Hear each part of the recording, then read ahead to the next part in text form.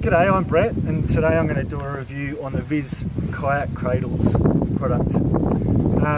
About 6 months ago, I was looking around for something because I was getting a new kayak and I was a bit worried about transporting it on the roof of my car. Having come from a multi-sport background where I used to take a ski long distances, I have memories of having the ski on the roof, and with the Rhino cradles or the Thule cradles, as you know, they can quite often move around quite a lot in the wind. And without using tie downs front and rear, I was having memories of that, thinking about going to races with a really light boat, and I thought there's got to be a product around that I can use to support my boat on the roof that's not going to damage the boat. So locally I found a guy named Terry Russell who repairs a lot of boats for locals. He owns a fiberglass repair business, and Terry's no stranger to kayaking. Terry's been kayaking since he was I think 9 years old. He's got a Guinness World Record for Eskimo rolls. He's paddled across the Bass Strait in an OC6, so there's not a lot about paddling that Terry doesn't know. And of course, so Terry's seen a gap in the market and decided to give it a go with these kayak cradles.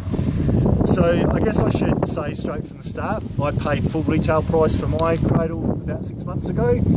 I've got really good use out of it. I'm a big fan of it, and now that Terry's offered to extend this out to the market, I thought I'd do a review to help him showcase the product.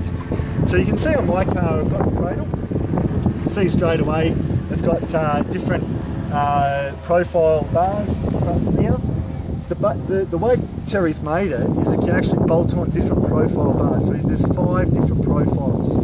So depending on the shape of boat, whether it's a ski, a kayak, a canoe, you can put the different cradles on there. Typically you'd set it up for one particular boat. So that's the only drawback that I can see with this design, is that it's not designed for throwing a kayak on and then a ski on the next day. It's really just designed for one particular type of boat, which I didn't mind because I was wanting to look after a marathon weight kayak that I was worried about. You hear stories of boats being delaminated because of the pressure on the hull from the type of cradle they were on, and that's what I was keen to avoid with my new kayak. The way that you'll see on the cradles, they've got lugs on the side. Now, one of the things that did make me nervous about this is, of course, we're all used to putting kayaks on roofs and using straps and levering down on the straps to make sure they're tight so there's no movement. The great thing about this design is not only do the cradles cup the boat so that there's no side-to-side movement, but Terry's come up with a system where you use, it's a marine grade elastic. So it's, when I first saw it I thought, oh, how good can it be in the sun? But I've had these 6 months and I've got the boat on the roof quite a few times during the year, and in WA our sun's really hard on things, but this is lasted really well. Basically the system's set up so that you put the boat on the roof, you measure this to size, and then you click the elastic into the block on the end. Once that's done, it's permanent, it can't be changed. So I guess if there was 2 different types of boats that would have fit the cradles, and you wanted to change the elastic length because of the hull shape was different, sorry, not the hull shape, the top shape was different, you could have 2 sets of elastics. So what I found with my boat is I ended up with one short and one small, so that when I get out of the car it makes it easy to remember which goes in the front and which goes in the back.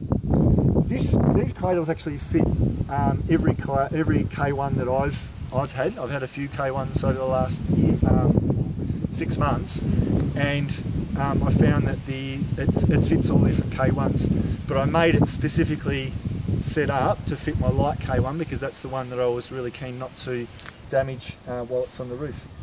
So you can see the length of it. It's do you want to come towards me, Bethany? Okay, you can see the length of it. I'll probably show the length towards me. Without tripping over the boat, it's attached to the car via a system of basically U-bolts. U-bolts are stainless steel. The plate is aluminium. The actual rack itself is aluminium, and all the fixtures are stainless steel. So basically there's nothing that can rust. It's either aluminium or stainless steel. It has lock nuts on the bottom, so again, it can't vibrate loose while you're on the road. it is something that when I come out to the car each day or every once in a while, I just give it a good hoik to make sure it's not come loose, and also to make sure that the other parts of the rack are secure as well. Because again, you hear stories of boats being lifted off cars with the entire rack. The other thing about the cradle design with the different profiles is that they all can also come with different length bolts and shims. So depending on the width of the boat, you can get the profile right, and then you can extend the profile out to match the hull of the boat. The other thing is, with the material that they use, the aluminium, does have some give in it. So if the profile of your boat's not exactly matched, you can actually tweak it and then use shims to get that right shape. So if you come around the back, Bethany, and look at it from the back looking forward, you'll see that the profiles are different front and back, because of course boat profiles are different front and back. Now I've brought my kayak down to show you how it works, so you see that I'll throw the kayak on you.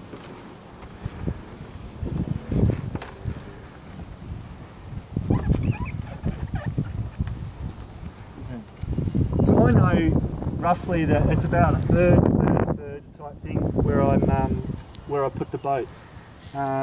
Basically you can see that the profile of the hull, both front and rear, is matched perfectly. So that means that the load of when it's strapped to the car, the load is evenly shared. There's not any spots where there's going to be more load than others. The straps are really easy to put on. So I've picked the short one for the front. So basically I reach over, put it on there, bang. On the back one, over there, and bang.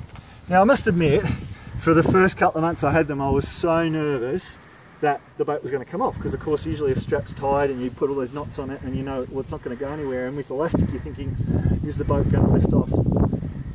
As I said, sideways winds isn't going to bother it. It's cupped in that cradle.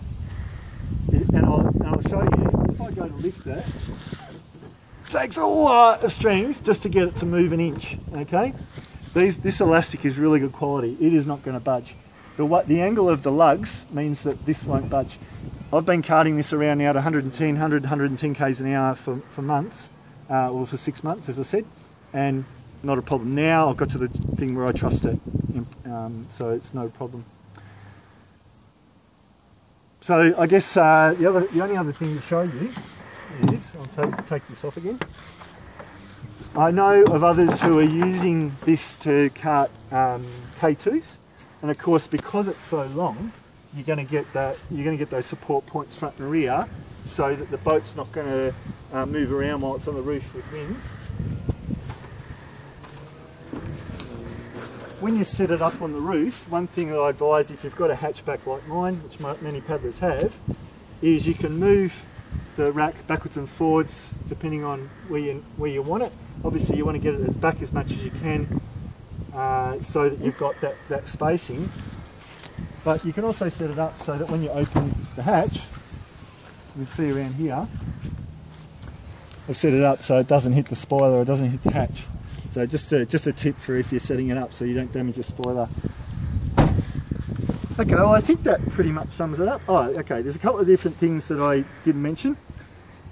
The design is being evolved all the time. So one thing that I've just found out from Terry, even though the elastic is probably what most people will find really handy and use it, he's actually come up with a strap version where there's a D-ring that goes over each of the lugs, and you can actually tighten the strap that's attached to the D-ring. So if you prefer that method, you can order those, or you can get the elastic with the boat. The other thing I forgot to mention with the elastic is because you've pre-tensioned it, there's no need, each time you put it on, there's no stress about whether you're putting too much stress on the hull when you tie it down, as opposed to if you've got a light boat or ski, you're always worried that if you put too much tension on, then you're going to damage the boat. If you don't put enough on, then the boat's going to move. With these, once you set it up, it's set up. As I said, I've been using these almost on a daily basis for 6 months. There's been no change in the elasticity of them. They're a marine grade, heavy grade elastic. So that gives me peace of mind that whenever I put it on, it's the same. So that's about it for this review. You can see the sticker here, Viz Fiberglass Repairs. It's called a Viz Roof Rack. He has a Facebook page, and that's his phone number there. Thank you for watching.